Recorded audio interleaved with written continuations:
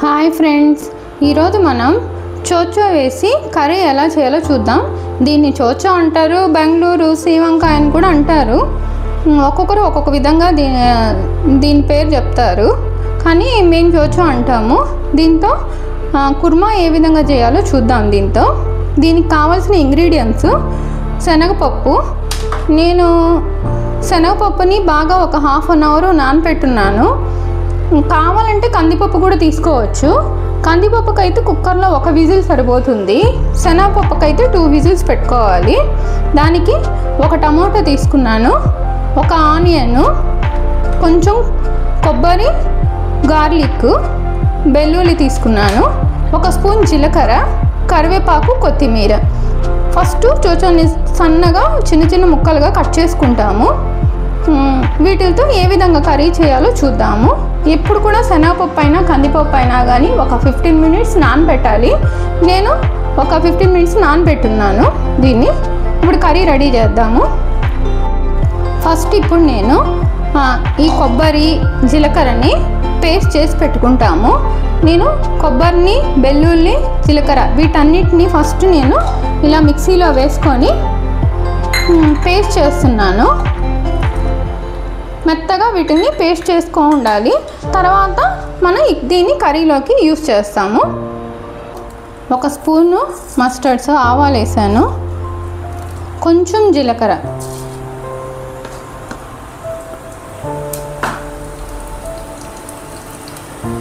ఆవాలు జీలకర్ర వేగాయి.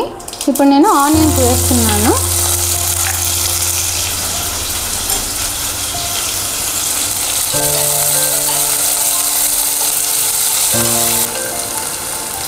కరివేపాకు కూడా వేస్తున్నాను.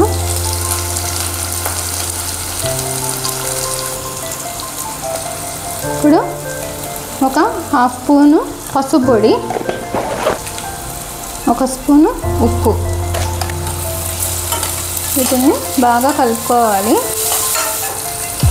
ఇప్పుడు నేను టమాటా కూడా వేస్తున్నాను.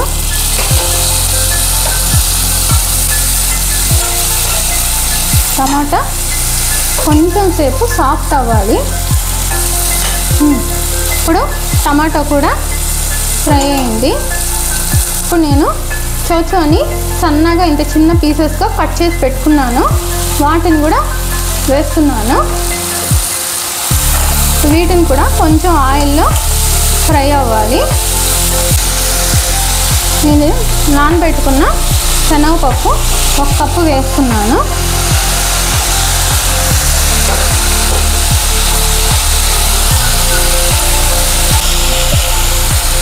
మిరప్పొడి 1 స్పూను, ధనియాల పొడి 1 స్పూను,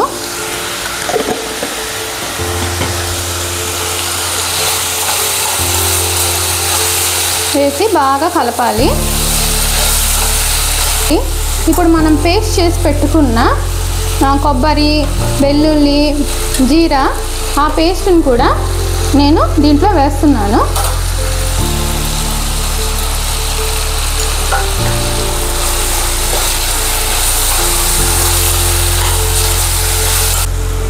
ఒక గ్లాసు వాటరు,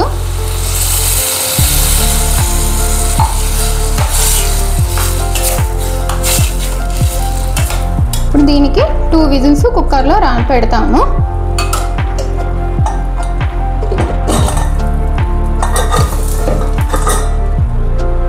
విజిల్స్ అయిపోయింది. ఇప్పుడు కుక్కర్ ఓపెన్ చేసి చూస్తాము. చూడండి,